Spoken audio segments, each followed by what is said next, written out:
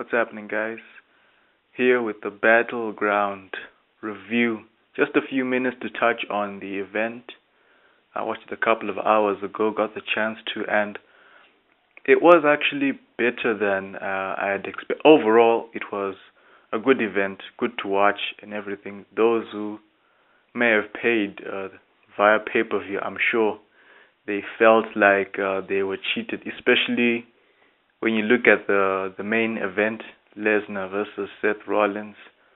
It didn't really live up to the hype that WWE had built for it, because it just turned into a semi-squash match. You know what I mean? We had Lesnar just delivering suplex after suplex. We didn't really get a match out of it.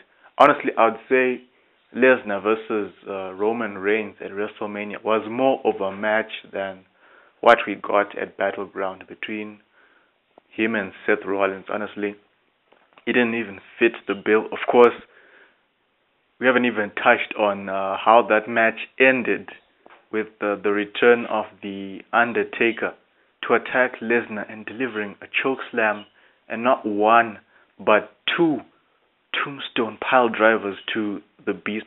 I'd say he humbled the Beast incarnate there, but it was a surprise. Someone had, I think they'd said there was rumors about Undertaker being involved at SummerSlam, and I'd wondered how they were going to, rope in Undertaker for SummerSlam, and here he was at Battleground going after Lesnar in what I think most people think is revenge for WrestleMania. Lesnar defeating Taker for the streak, and now Undertaker is come for revenge, and they have their match at SummerSlam.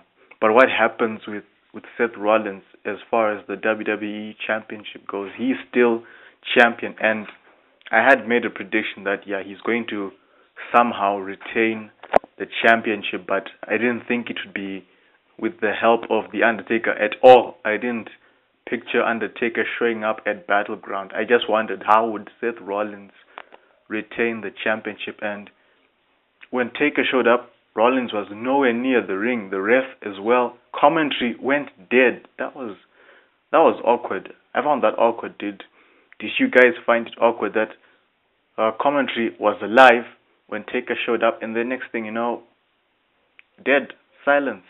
What was up with that? But anyway, I guess it was the best way to end that match, because it was disappointing, honestly. I'd hoped to see some kind of back and forth exchange between Rollins and Lesnar. There was here and there, but it wasn't enough. It just ended up with Lesnar delivering another German suplex. Is that what he's going to become? What he's going to become now? Just delivering suplexes, and then F5 is done. What happened to actually delivering a proper match? Will we get a good match between Lesnar and The Undertaker at SummerSlam? I hope so, because after this main event at Battleground, they have to put on something better, not just suplex after suplex. Let's get more out of Lesnar, please. My issues with Battleground, just small issues. Overall, it was a decent pay-per-view, good to watch. The matches were great, but there were just these little issues with it, like with the Divas match, right? Good match, I have no problem, except again, Sasha Banks coming out without the NXT Women's Championship. What's going on there? She had the title backstage during their interview with JoJo, but come time for the match, she doesn't have the belt yet. They acknowledge her as the NXT Women's Champion, but where's the gold?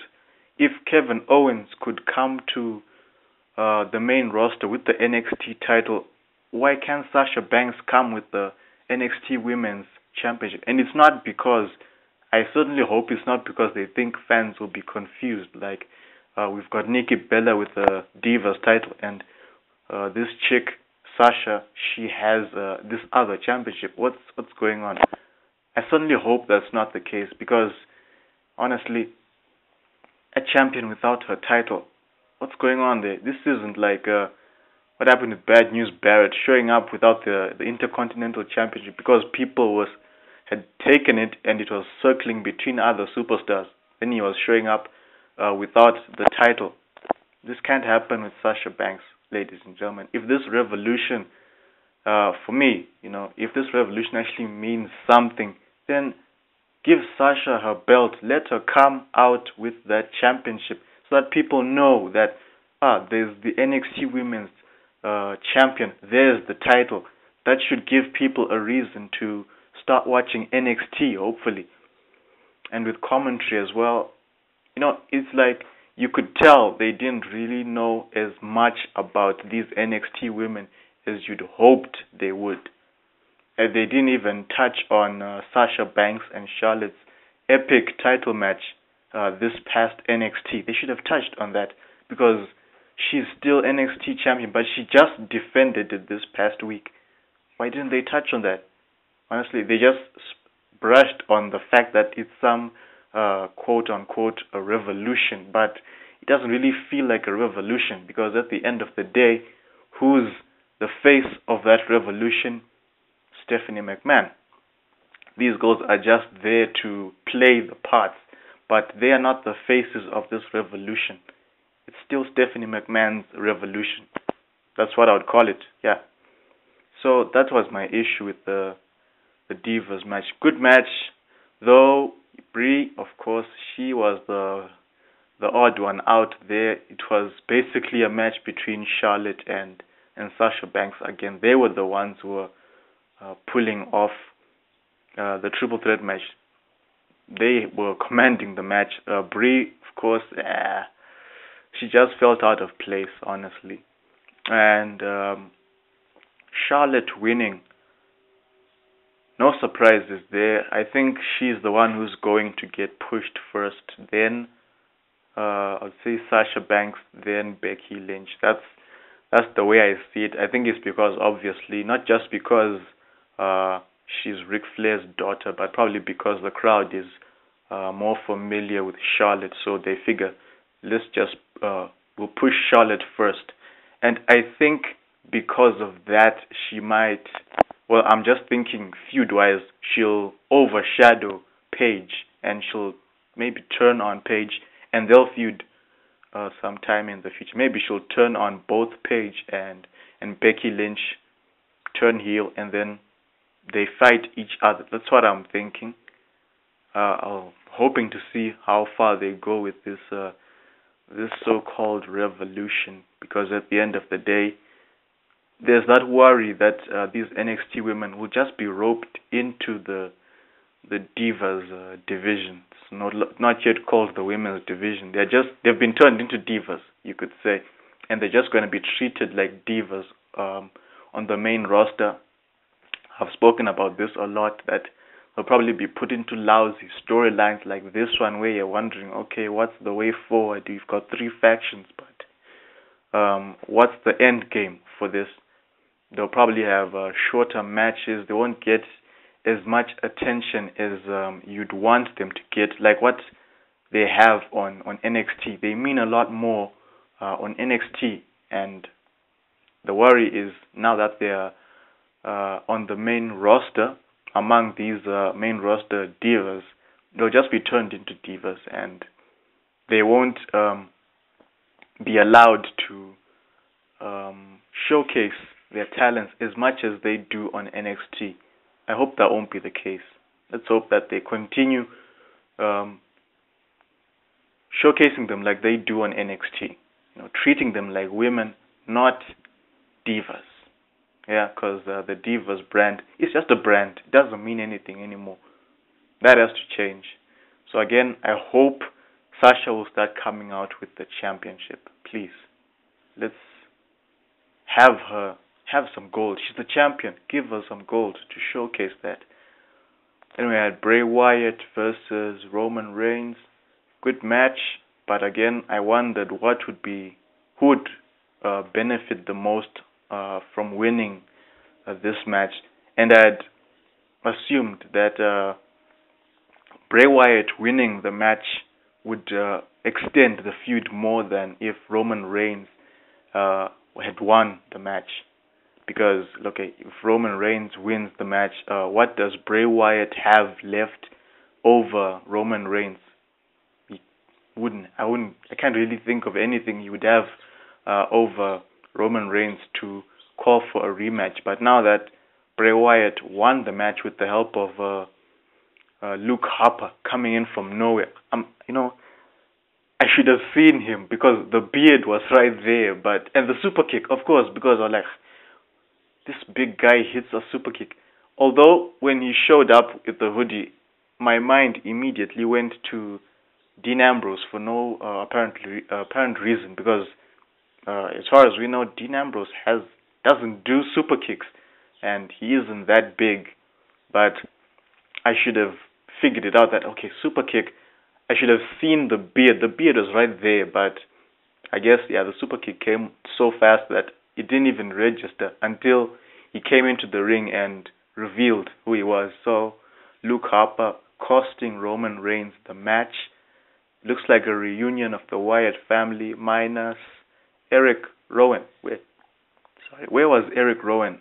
He should have been there, or maybe he wasn't available. Maybe something is up legitimately. But if this is a reunion of the Wyatt family, considering that Luke Harper and Eric Rowan, they're back together. So why wasn't he there for this reunion with Bray Wyatt? He won the match with the help of Luke Harper. What is the way forward?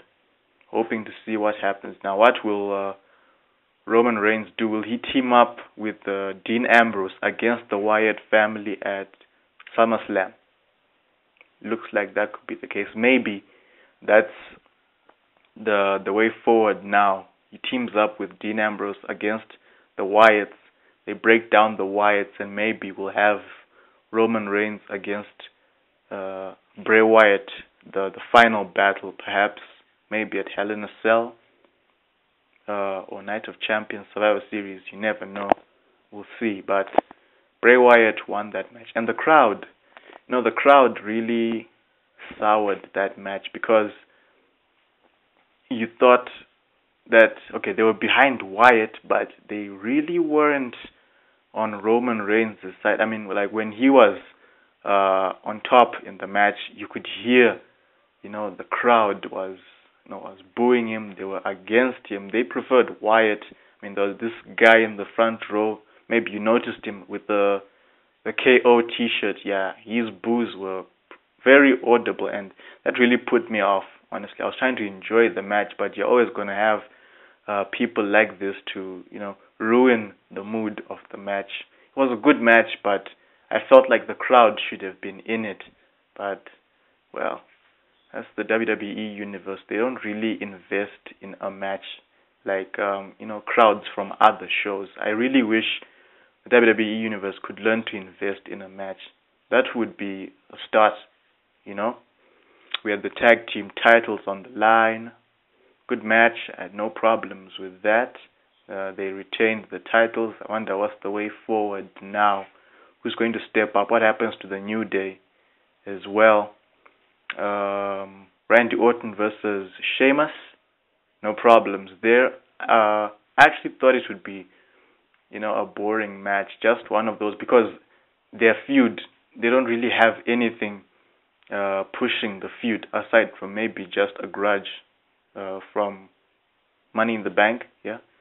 Other than that, they don't have anything. So I just thought it would be a throwaway match just to get it over and done with. But it was a good match. It was physical, and these guys, they took each other to the limit. The RKO from nowhere, perfect. The crowd, at least they got their hometown hero winning his match in his hometown. So that was one for Orton. But what's the way forward for Orton and Sheamus? What happens next? Again, I'm still pushing for Orton to go after the briefcase. I think that will add another element to the feud. Have them fight for the briefcase at SummerSlam. Make it a street fight.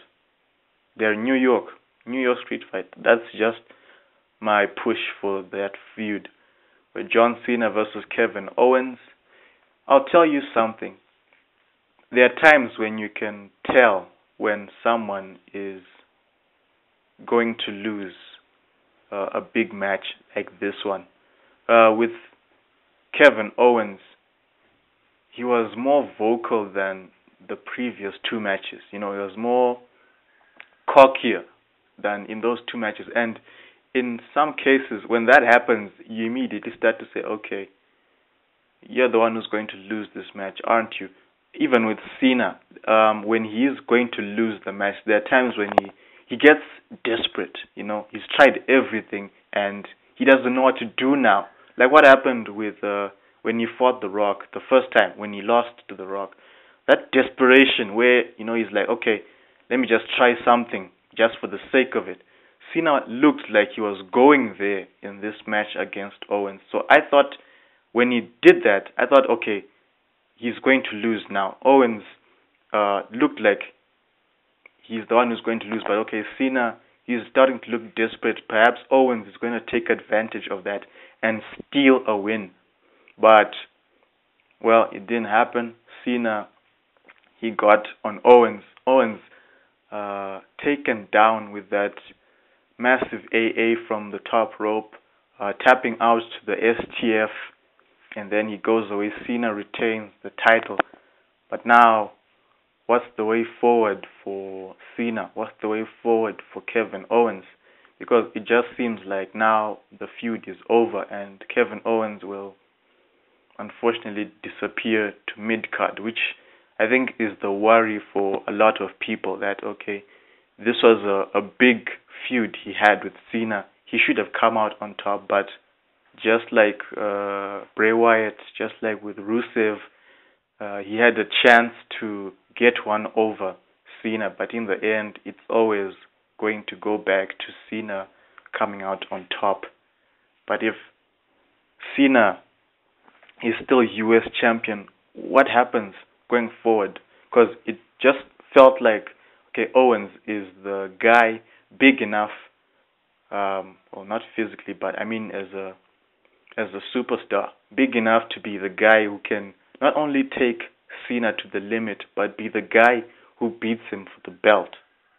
Yeah, I thought that, okay, Owens is up in the main roster to be that guy who steps up and defeats Cena for the US Championship. Because if he had defeated Cena, he's got people to feud with right away. You've got Rusev, you've got Cesaro. Who else could Owens feud with for the US title?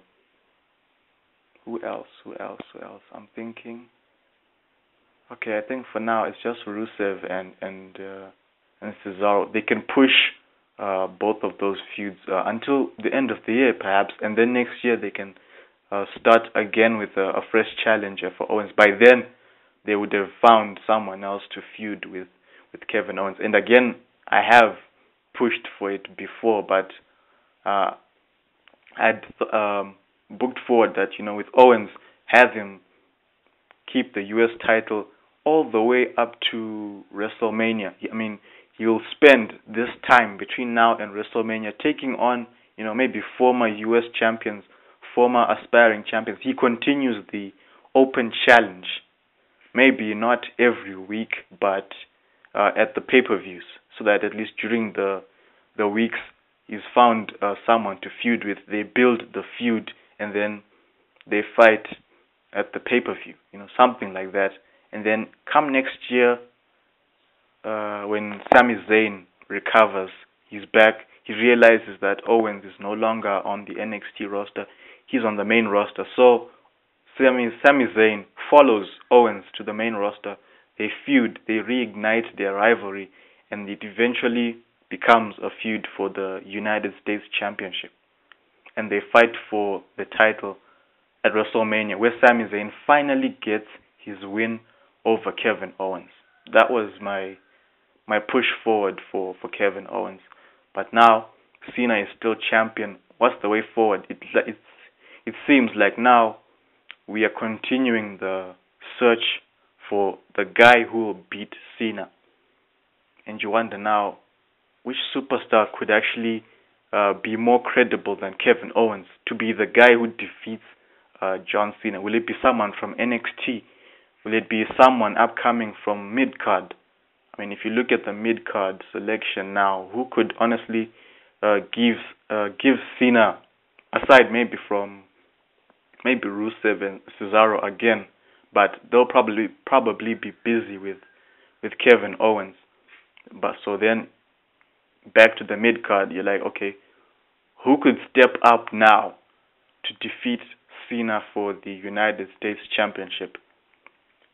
Because I thought maybe if Owens defeats Cena at Battleground, they'll have their rematch at SummerSlam with Owens defeating Cena finally, and then he moves on. Cena, maybe he moves on to something else. But now, they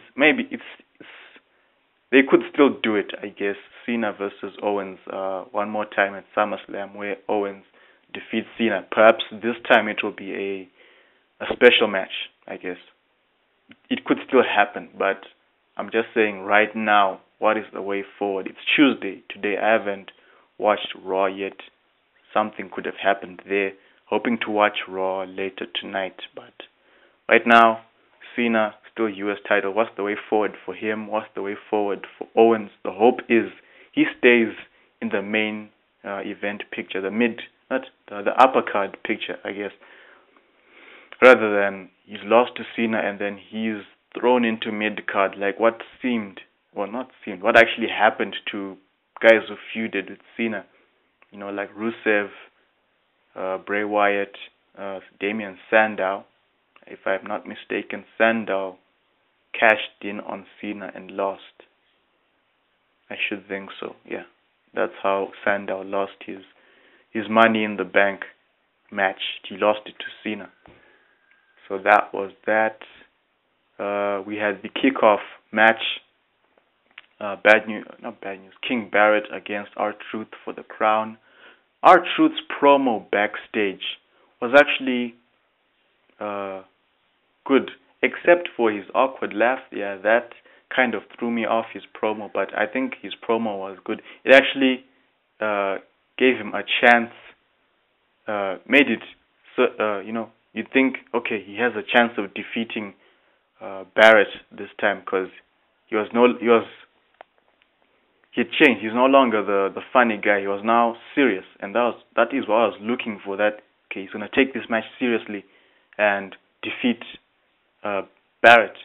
The match itself, I had no problem with it. I liked how Barrett, he also got a chance to do what's up, and the crowd responded to that. That was cool.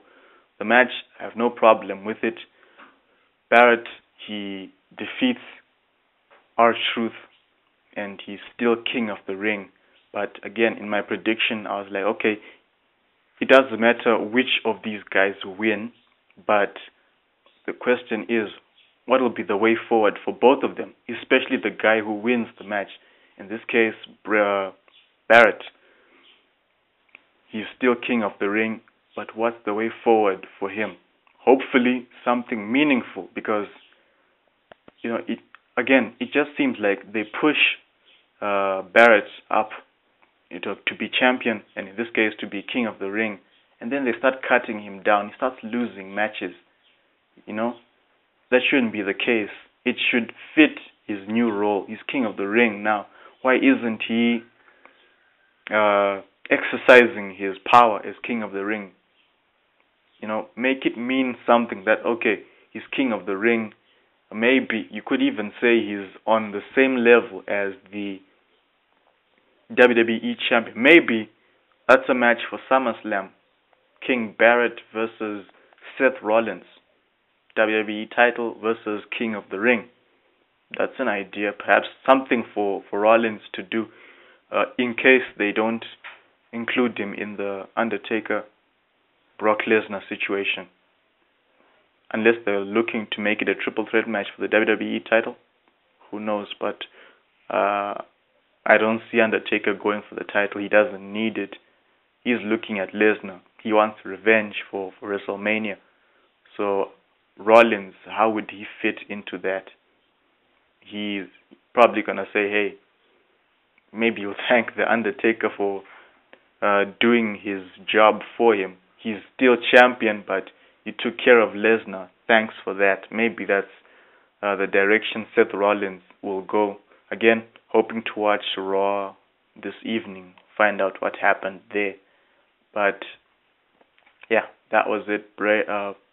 King Barrett versus R-Truth for the crown. Barrett is still king of the ring, but what is the way forward for him? What is the way forward for R-Truth? Although R-Truth, I'm pretty sure, is going to be thrown back into mid-card. They're done with him. But bad news, Barrett, King Barrett, whichever you want.